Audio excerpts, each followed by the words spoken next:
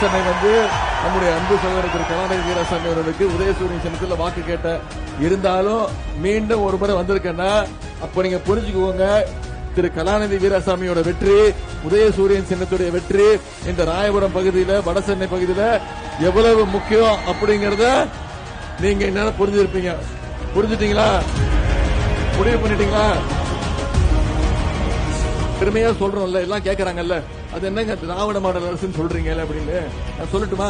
இப்ப இந்த முதலமைச்சர் காலை உணவு திட்டம் இருக்குல்ல, இத பக்கத்து மாநிலம் தெலுங்கானா திட்டத்தை விரிவுபடுத்தி இருக்கிறாங்க. முதலமைச்சர் காலை உணவு திட்டத்தை சென்னை மாவட்டத்தில் மட்டும் தினமும் ஒவ்வொரு நாளும் 65,000 குழந்தைங்க தினமும் காலையில இந்த திட்டத்தின் கீழே பயன்பெறாங்க. சென்னை மாவட்டத்தில் மட்டும் காலை உணவு, அதுக்கு பிறகுதான் கல்வி.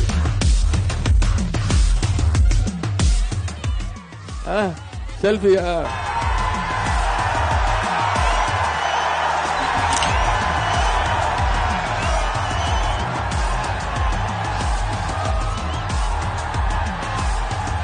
திமுக ஆட்சியில தான், காங்கிரஸ் ஆட்சியில தான் நீட் வந்தது.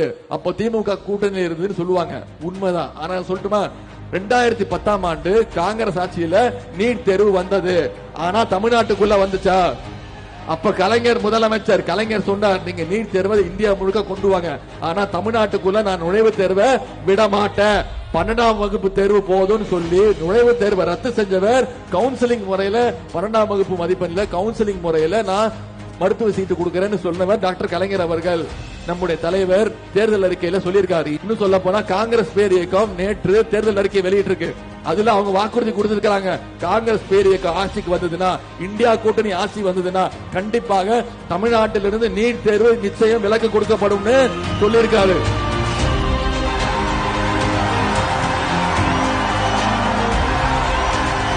கலைஞர் மகளிர் உரிமை தொகை திட்டம், இந்த கடும் நிதி நெருக்கடியிலும் தலைவர் இவ்வளவு திட்டங்களை செயல்படுத்துறாருன்னா அதுதான் நம்முடைய தலைவருடைய வெற்றி. இப்போ செப்டம்பர் மாசம் 15ஆம் தேதியிலிருந்து இந்த மாசம் வரைக்கும் மாசம் 15ஆம் தேதியான பெண்களுடைய 1,16,00,000 பெண்களுடைய வங்கி கணக்குல மாசம் 1000 ரூபாய் வருது.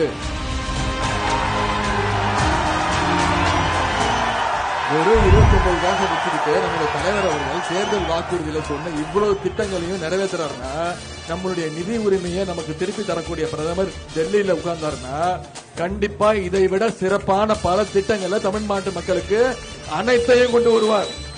இந்தியாவிலே முதல் மாநிலமா தமிழ்நாட்டை உருவாக்குவார்.